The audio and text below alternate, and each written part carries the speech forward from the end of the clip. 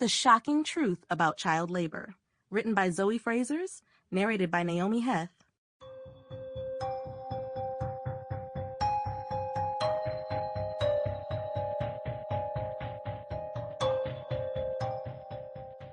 Chapter 1, Introduction to Child Labor.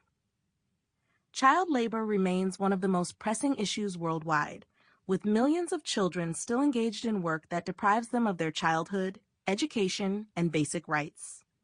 Despite global efforts to end the practice, child labor persists across many parts of the world, particularly in regions where poverty, lack of education, and weak legal enforcement create an environment where children are forced to work instead of attending school.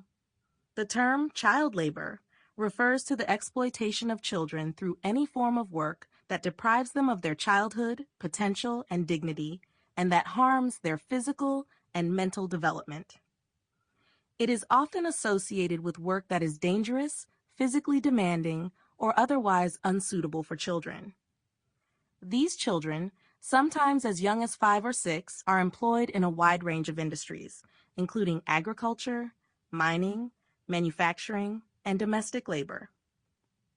Historically, child labor was a common practice during the Industrial Revolution, where children were seen as a cheap source of labor. However, as industrialized nations implemented laws and regulations to protect children, the issue seemed to fade in many parts of the developed world.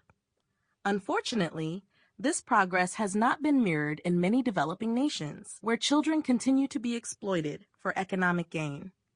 Global estimates suggest that over 150 million children worldwide are engaged in child labor, with a significant portion working in hazardous conditions.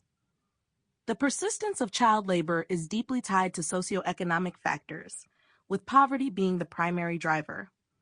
Families facing financial hardship may depend on their children's income to survive, especially in regions where adult unemployment rates are high or where social safety nets are insufficient.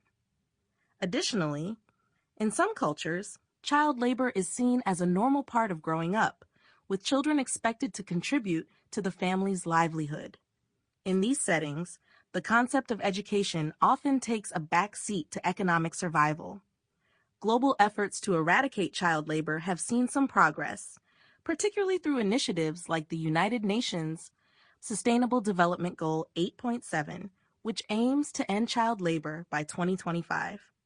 However, despite legal frameworks like the International Labor Organization (ILO) Convention and national laws designed to protect children, enforcement remains a significant challenge.